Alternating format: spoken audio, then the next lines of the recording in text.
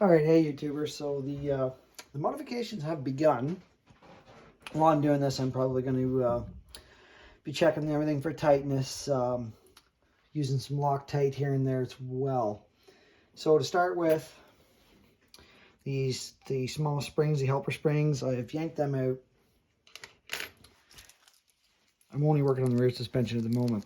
These are the springs that are in the shock absorbers, which are aluminum, not cast. That's my bad. I've removed those as well.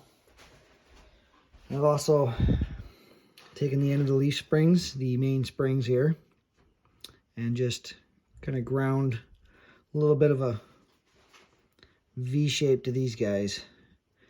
This is they call it the Chino mod. It was some gentleman by the name of Chino that come up with that one. Supposed to help your articulation.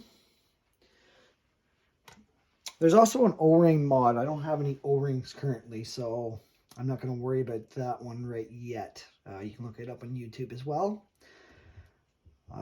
Right now I'm going to put the leaves back in, hook the shocks back up, and see what kind of a difference I've got going.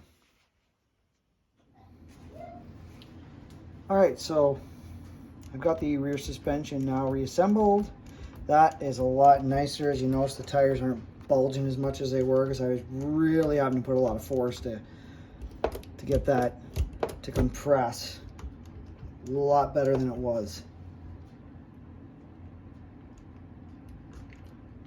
I mean, I understood they had to break in still, but they're way too stiff to be competitive on the trail. All right, so next step is going to be the front. All right, so doing the same to the front here. I'm working away on it. So one thing I did notice here is on this side, I don't know if you can see that. See the play? The 3mm screws aren't tightening up on the spring enough, so it's got a little wiggle there. This side's okay because what I did is I ran a 3mm tap through. Let's see if we can see this. But the screws, shorter screws might fix your issue too, but they were kind of going into the casting a little bit here because you're taking that other leaf out. So they're going in a little deeper. So I ran a 3mm tap through and was able to use the original bolts instead. I could have ground the bolts down, but I figured I'd run the tap through there, clean it out, and then Loctite them anyway. So this one here with the play, I'll be able to tighten it down so there's no more play there in that spring like this one. So that's something you might have to do. Like I said, you might be able to shorten these up. You see the tight one here, the screws come out. As these ones here, I was really starting to bind the screw because the screws kind of trying to cut threads in that housing. So down the road, if I wanted to add the other spring, then I won't have to get longer screws. If these are too short, I'll just I'll take these back out, run the tap back through this side, and I'll continue on.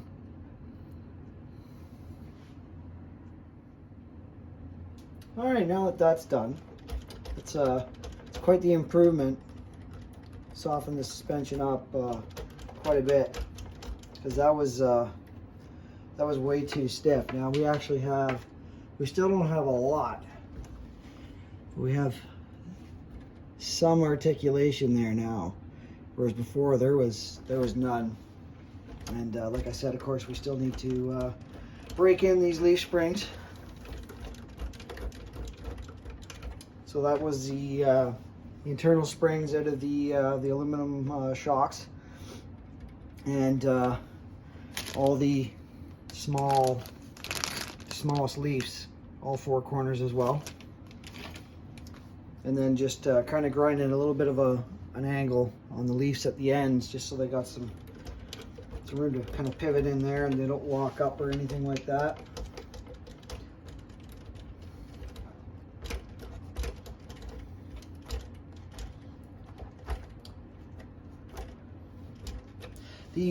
The wheels, the rims are a stamped steel too.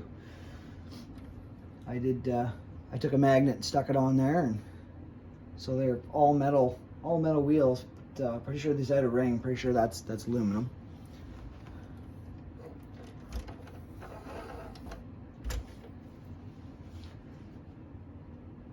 So I'm gonna have to drive it around for a while, and I'm gonna have to kind of break these leaves in and go from there. Decide what I want to do next with the truck. There'll be somewhat of a light kit going in it probably at one point, because I kind of bought this just for its scale, for the realism, leaf springs, cast axles, stuff like that. I'll have to get a seat for the interior. I might have to go to a smaller battery pack too, because even with that little bit shorter pack with a lower profile, I'm still really tight getting the body on. Just for something to do, I decided to charge up the nickel metal pack here and see what it's like. It's getting warm, so it should be getting full charge. There's an LED up here.